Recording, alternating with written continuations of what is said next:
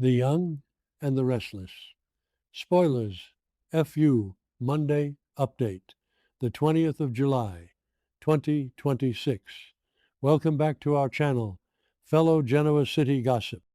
Today is a beautiful day to dive deep into the absolute madness that just went down on our favorite soap. We have so much to unpack. So grab your coffee, get comfortable, and let's get right into the thick of the drama. I cannot believe what I just watched. Seriously, am I losing my mind, or is this show just trying to send my blood pressure through the roof? I am typing this up at 2 a.m. because I am so incredibly worked up over Matt Clark and this whole Devon situation. And don't even get me started on Victor and Nikki having me literally bawling my eyes out. I mean, I just need to vent. And I know you guys are the right people to talk to because you actually get it. Can we talk about this? Because my head is spinning. Let's start with the absolute audacity of Matt Clark. He just waltzes into the shadow room. Noah's Club, the club owned by the son of the man he literally tortured and pumped full of drugs in a Vegas storage room. I was screaming at my screen, and he has this smug, pathetic look on his face like he is just a misunderstood guy. I mean, do the writers really expect us to buy this whole I have amnesia and I'm a changed man routine? Remember when Patty Williams tried to play the innocent victim after her plastic surgery? Yeah, didn't work then either.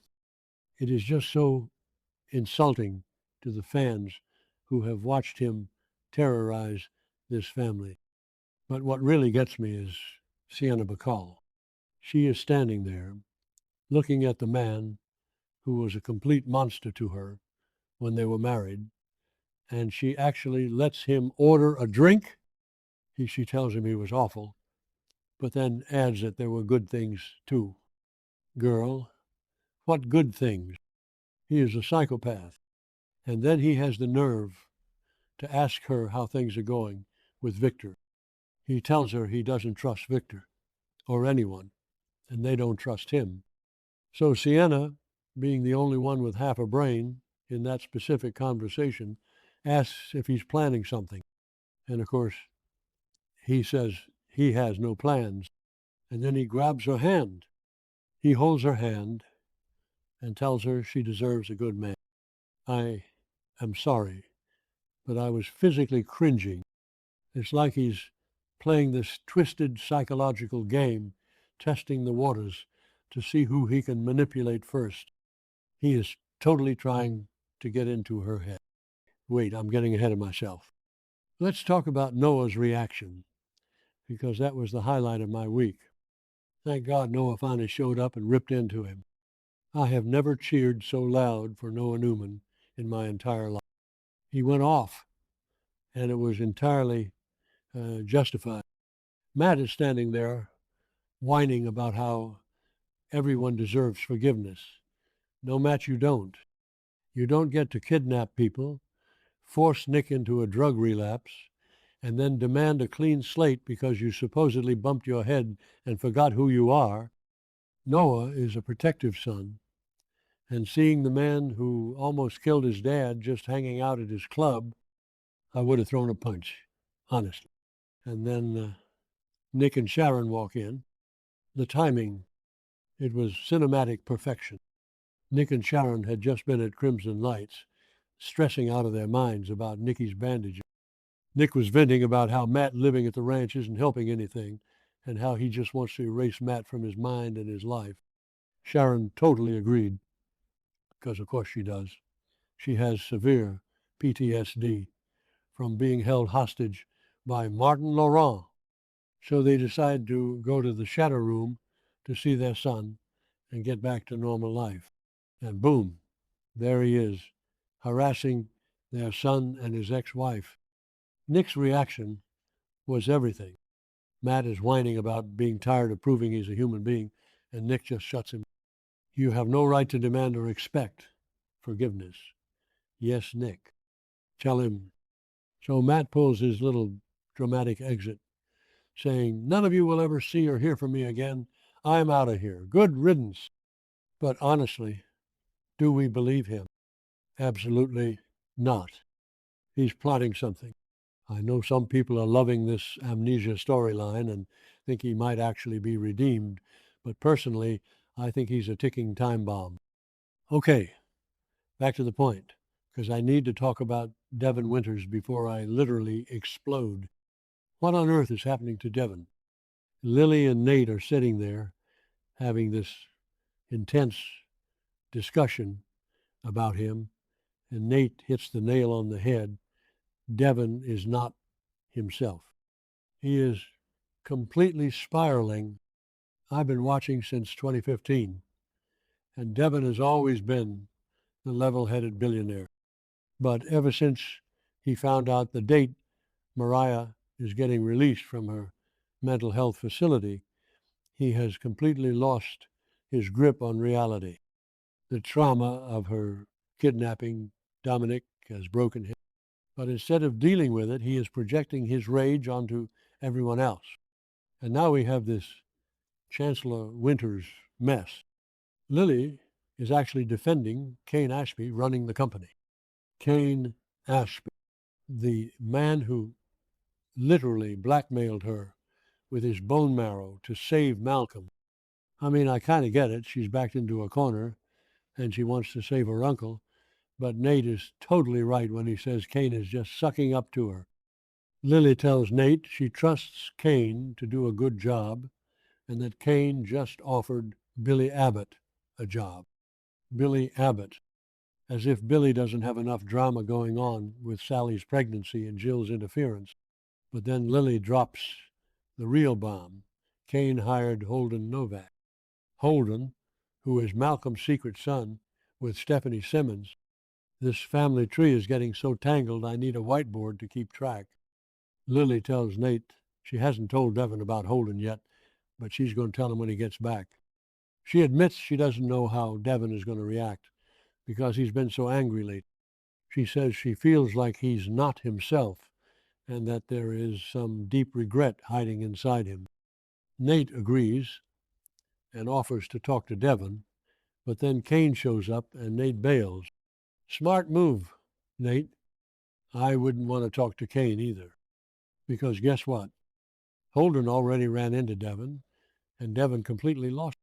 Holden comes up to Kane, and after Lily tells Kane to just deal with it if Devon's anger is about him, and tells Kane that Devon freaked out. Devon doesn't want Holden, Billy, or Kane anywhere near his grandmother's company. And you know what? For once, I agree with Devon. Catherine Chancellor would be rolling in her grave if she saw Kane using a medical emergency to seize power. But then Kane starts manipulating Holden. Kane tells Holden that Devon is just wrong and panicking about Lily's choices. Kane guilt trips Holden, saying Lily is standing firm, and if Holden turns down the job, he'll be letting Lily down. It makes me so sick. Holden is just this overwhelmed kid trying to fit into a legacy family, and Kane is using him as a pawn to solidify his own power. So Holden caves because he doesn't want to ruin things with his new family. Part of me wants to feel bad for Kane because he did save Malcolm, but then he pulls stunts like this and I'm right back to hating him. I kind of thought Kane had changed, but no, he is the same old manipulative Kane. Wait, I need to take a breath. Let's pivot to something that actually broke my heart into a million pieces. Victor and Nikki. Guys, I have been a Nictor fan since the beginning of time. I have seen them divorce, remarry, fight, and make up more times than I can count. But this scene, this was different. This was raw. Victor walks into the house and sees Nikki counting her steps as she walks down the stairs, counting her steps, because she is terrified that when those bandages come off, she's going to be permanently blind. The vulnerability of Nikki Newman in that moment was staggering. Victor asks her why she is doing that to herself, and she says she needs to know that no matter what happens tomorrow, she will be okay. She wants to know she can navigate the stairs. Unless you're planning on throwing me out again. That line destroyed me. And Victor, the great ruthless Victor Newman, who has been secretly looting her estate and putting her assets into a trust, which I am still furious about, by the way, actually softens. He tells her he's not going to ask her to leave and helps her to the sofa. And then Nikki just lays it all out on the line. She asks if he thinks about her because she definitely thinks about him. She asks, "Do you have time to talk about us right now?" She admits that even though he's been consumed by his rage for Jack Abbott, she feels so safe with him. Is your hatred for Jack stronger than your love for me? What a line. I was screaming at my TV. Victor, you better answer her right now. She tells him that without him, she doesn't know what to do. And then Victor starts crying. Victor Newman cried. They both just broke down, and he wrapped his arms around her. It was so raw, so emotional. I am sitting here wiping tears off my keyboard, but I'm also so conflicted because I know Victor's playing these dark games with her medical proxy and the trust fund. How can he hold her and cry with her while secretly betraying her financially? It's so twisted. He is literally stealing her company from under her while she is facing potential blindness, and yet he cries when she says she needs him. The psychology of Victor Newman is something I will never fully understand. Sometimes I think he truly believes he is protecting her by taking her money, but it is just so toxic. So what's going to happen? Are they actually going to reunite? I want to say yes, because they always find their way back to each other, but the Jack Abbott factor is massive. Victor is currently teaming up with Diane to destroy Jack, and Nikki has been leaning on Jack for support. If Nikki finds out Victor is the one who orchestrated the corporate attacks on Sally and is manipulating her own estate, this reunion is going to blow up in their faces in spectacular fashion. I just can't take the stress. Between Matt Clark roaming free and threatening the Newmans, Devon on the verge of a complete psychiatric break, Kane slithering his way back into power, and Nikki facing potential blindness while Victor plays God. This show is giving me whiplash. I love it. I hate it. I can't stop watching.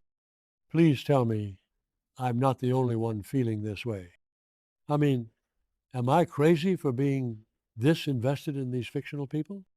Let me know your thoughts down below because I need to know. I'm not the only one losing sleep over this.